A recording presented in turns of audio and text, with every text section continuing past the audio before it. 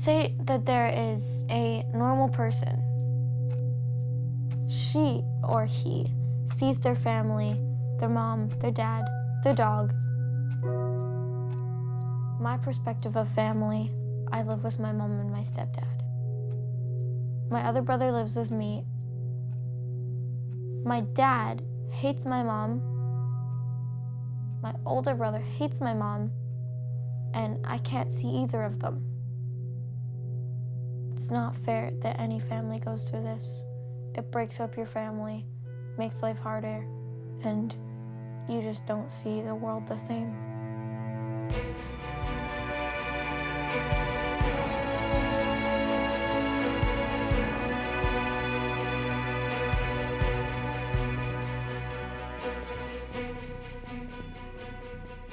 Every 60 seconds, a child loses contact with one parent permanently because of what's going on in the family court system. One parent gets to be a parent, and the other gets to be, at best, a visitor, and at worst, completely erased.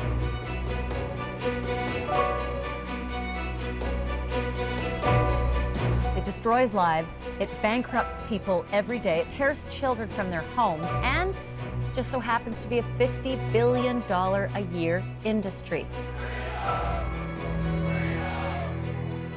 It's an epidemic that people don't realize that this country and other countries are going through.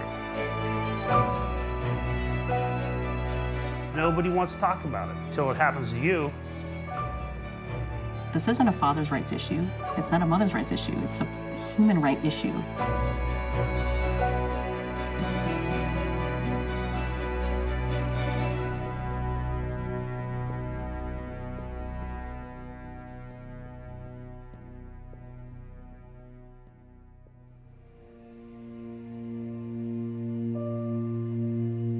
My parents' divorce was so messy that after I graduated from university, I moved literally halfway across the world to Argentina. Anything I could do to get away from them. But divorce and its effects on kids kept following me. And I made a film called Erasing Dad, Borrando Papá, that exposes the discrimination fathers face when they want to be in their kids' lives after divorce. The film's release caused the law in Argentina to be changed so that moms and dads could share joint custody.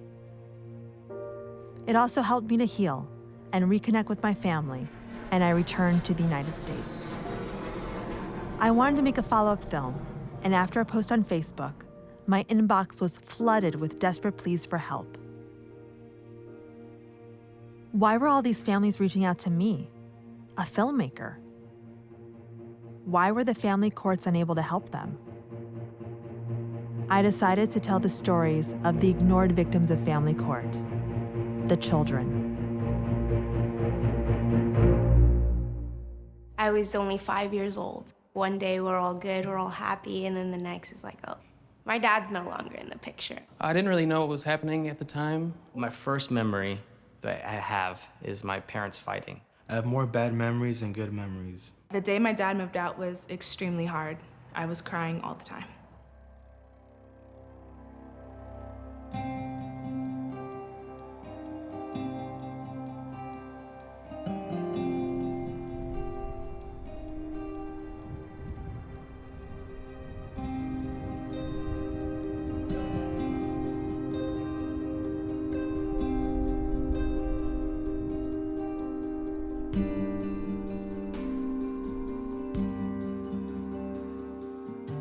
When I was born, my parents were in the middle of a divorce.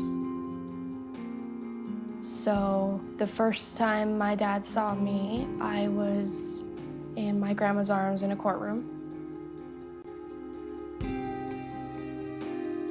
My mom only had one photo. It was a picture of him, and he was holding my sister, Chelsea. A lot of me wanted to have a relationship with my biological father. I remember asking my mom every day, has Dad called, has Dad called?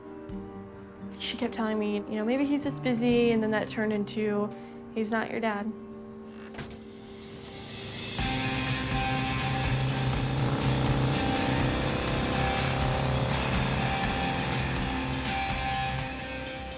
was informed that basically he was poison to me and he would manipulate me if I was ever in contact with him.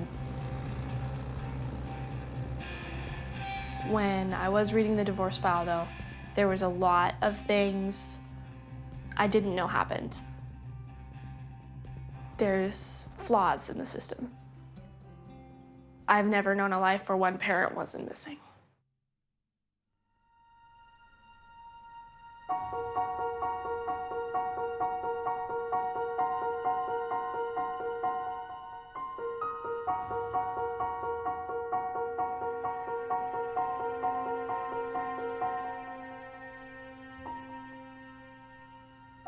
I think that as a child, like I kind of knew it was coming subconsciously. You know, there's moments that I have flashbacks where I could see, you know, the door close. I could be standing in the hallway, just hear them screaming, so I just kind of disappear. So when my parents got divorced, I was 12 years old. My father was like, pack your things. We're gonna go, you know, visit your grandma for a little while. When they left, he pulled him out of school, and I didn't know what to do. I was so overwhelmed with what was going on. I was living up in Pennsylvania because I was in the military. They ended up in Virginia.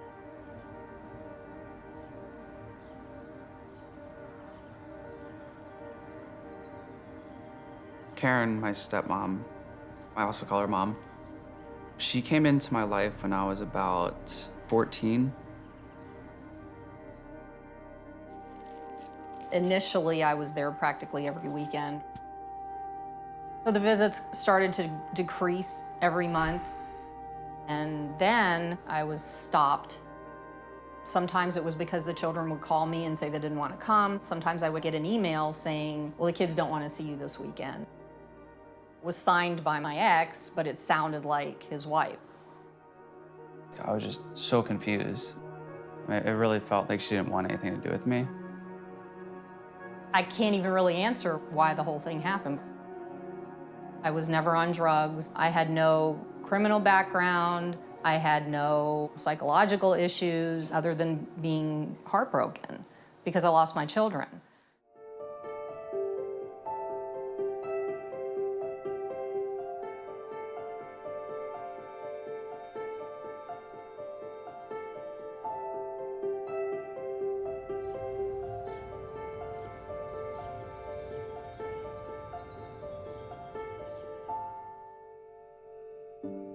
Me and my older brother had a really good relationship most of our lives. And we would play video games together, and everything was normal, like a normal sibling. My older son always looked up to his father. My ex-husband and I separated, and at that time, my son realized that if he didn't side with his father, likely he wouldn't have his father in his life. So he had to choose mom or dad. And I think it was a survival mechanism, and he chose his father. It just seems like one day out of the blue, he's just angry at her. He would come home from their dad's and say I was horrible and demand whatever their dad wanted at the time. Then he would always say, like, I want to kill her. That wasn't my son, but he was being so influenced that that's how he had to act towards me. Oftentimes she just starts crying on my shoulder, but I don't know how to help her.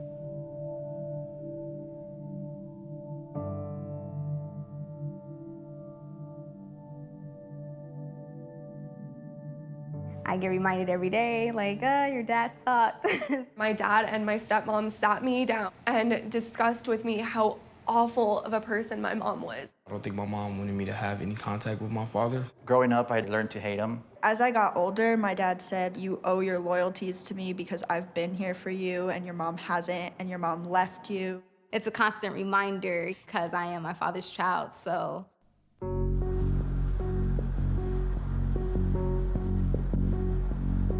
I I began studying parental alienation approximately 3 years ago. I started looking around to people who have been affected by this on Facebook groups and support groups, and I didn't get any answers. I thought it's time to put some serious scientific attention to this problem.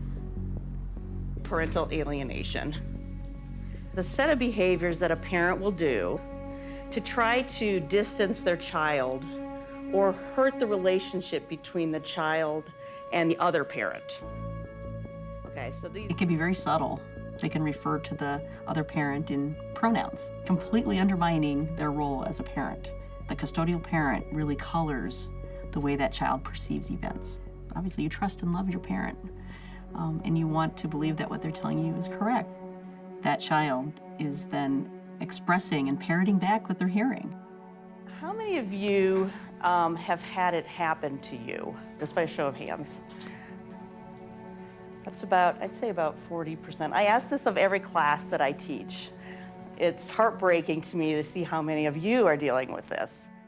I was trying to estimate the scope of the problem, and we conducted a poll in order to do that. 13% of these adults reported feeling alienated from one or more of their children, and what that comes out to is over 22 million American adults are feeling like they are being alienated from their children.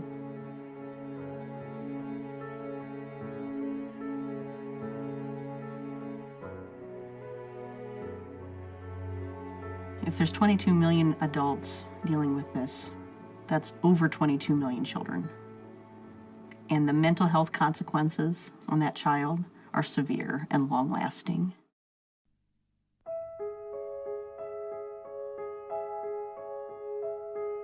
I therefore find that X is an alienated child and that he has been alienated from his mother by the words, actions, and behavior of his father.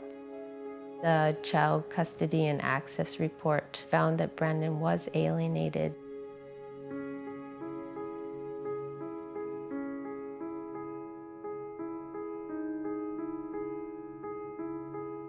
I knew something was wrong before that. I just hadn't heard of a name for it.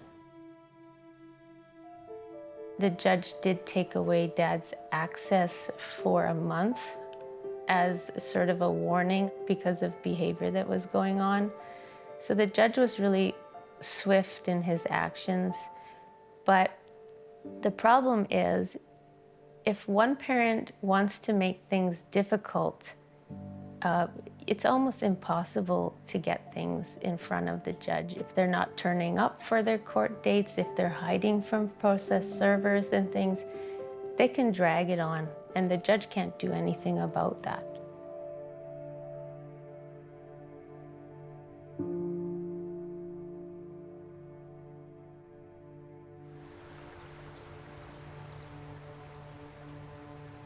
I've went to about 4 counselors.